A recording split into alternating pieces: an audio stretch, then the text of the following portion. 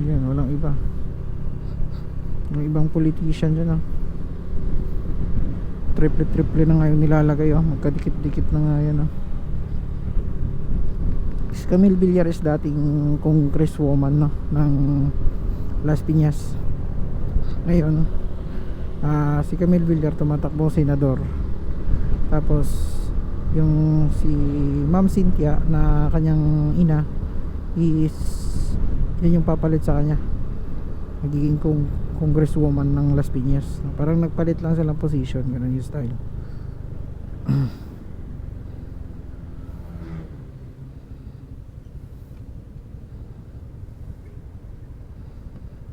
Ang daming party list.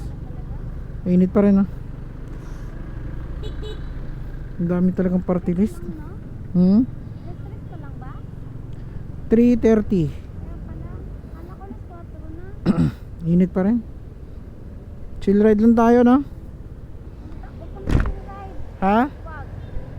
Bakit? Init.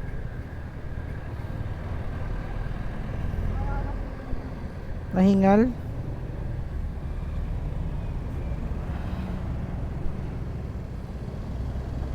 Reklamo nga uli sa paglabas natin Naghingal naman siya? Kaya nga. Saya na nga na daw niya kanina. Nandito tayo sa loob lamig. Tulog nga siya dun Marami din ditong mga gulong, motor dealer, motor central meron din dito.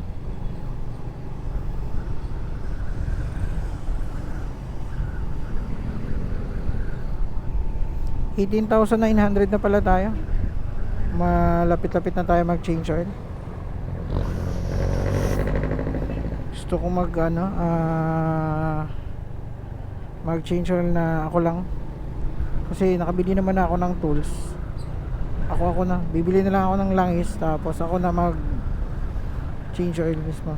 Hindi na dun sa kasi ganoon din naman Kasi may kasi pag nagpapa-change oil ako, bayad may bayad dun sa 30 o kaya 50. Ganoon di pag ako na, di makatipid na tayo. Kasi may gamit naman na tayo pambukas. Meron naman tayong mga wrench doon. Kaya natin yan. Kasi dati naka-experience naman ako na ganyan gamit yung scooter ko. Pero kay Uno hindi pa ako nakapag-change oil nito. Na ako lang. Kaya gusto kong i-try ngayong next change oil ko ngayon.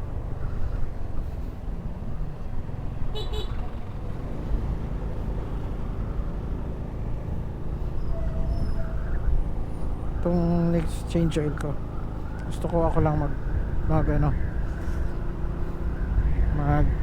bukas ng change oil para makatipid tsaka hanap tayong langis pala.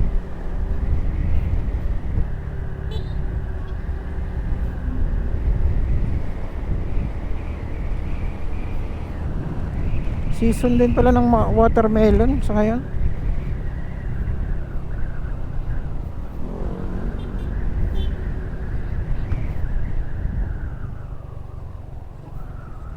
Two-way traffic. Ayun. Sasanib tayo dito sa kabila.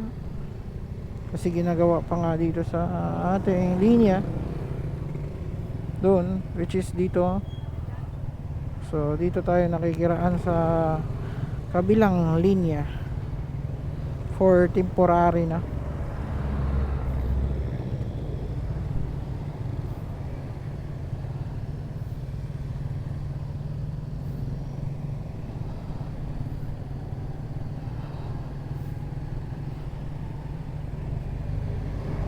Ayun, public din tayo doon.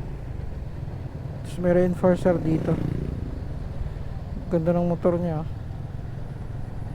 Yung yung Cafe Racer na Mitsubishi. Ano ang pangalan nun?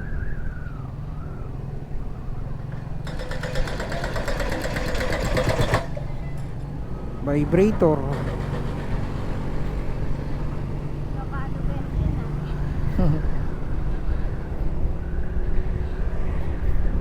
Dito sa Honda Wave RS mga pare ko, hindi din naman sa speed niya, hindi naman kayo mabibitin kahit stock lang to sprocket ko. Hindi mo lang mabibitin din kasi pag ano lang, minsan may time na hinahataw ko din naman to. Kayang kaya din naman yung abutin yung 100. 110 kaya niya. 80 basic. Hindi ka din naman mabibitin dito. Pero kung gusto nyo ng mas malakas-lakas, iba pa rin ang 150 mga pare ko eh. Iba pa rin yun. Kasi 150 yun eh, kumpara mo sa 110. Pero pag sa gusto mo lang naman is makapunta dun sa pupuntahan mo, at tulad ng gamitin mo pang service sa trabaho, gamitin mo pang service uwian, o pang school, o saan, kaya di naman itong motor na to. Pero pag nagharap ka ng speed talaga na pang ano, racing talaga, eh hindi ito. Kadalasan sa nag ano ng speed is yung Raider 150, no? FI man yan o carbs, yun. Iba talaga yun. Iba talaga yung bilis nun. Kasi alam ko yung Raider FI ngayon, mabilis din talaga yun. 6 na yun, 6 speed yun. Kaya kumpara mo ba naman, no, sa 4 speed, 6 speed yun. Kaya may quinta, sixta, di ba? Yun, pag gusto mo talagang racing. Pero pag gusto mo yung chill lang, ito, okay to. Winner X, kung kayo loyal kayo sa Honda, gusto nyo 150, Winner X. Kasi may bilis na din talaga yun si Winner X. Pero dito, kung na ano ka, tulad sa akin, medyo na ano ko sa ahon, pwede ko siyang palitan ng sprocket eh. Plano ko din kasi magpalit ng sprocket sa likod. Gagawin ko 36. Gagawin ko siyang 36 para may palag.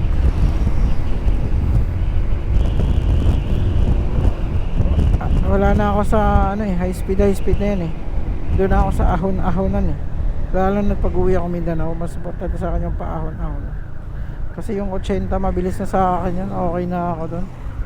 Satisfied na ako doon. Kaya okay na sa mas pipiliin ko pa rin yung arangkada.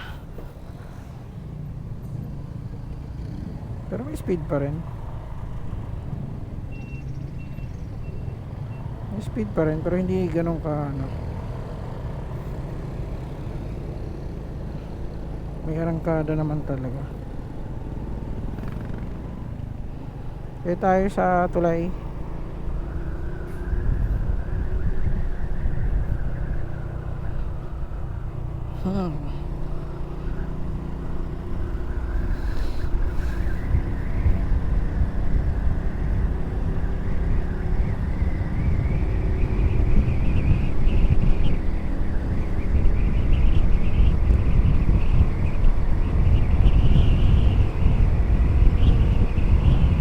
Ito yung tulay ng Molino.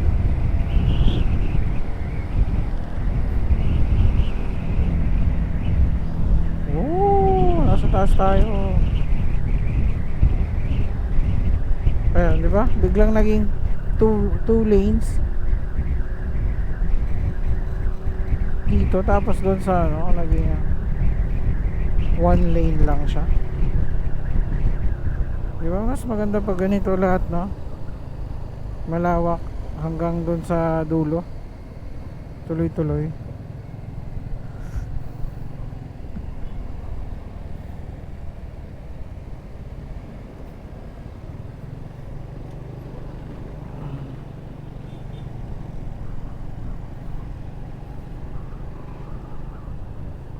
Ayan, dito tayo kumuha ng ating motor na si Uno.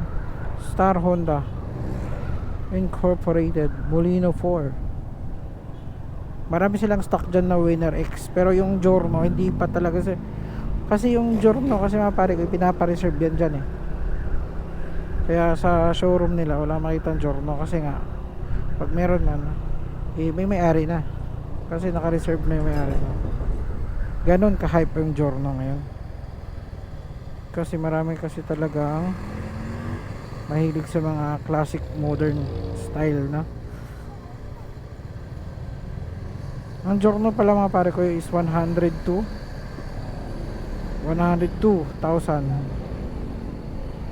Diba? Medyo mahal din siya, no?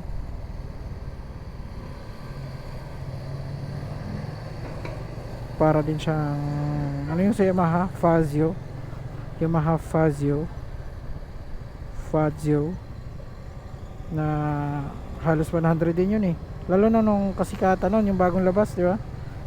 Marami pa nga mga kamote na ahente nung time na yun. Ganon din yung nangyari kay Honda. Tulad sa ADB 160 na kailangan pa-reserve ka, di ba? Tapos may ganon yung nangyari din kay Giorno. Kasi pag bago talaga, ganon talaga.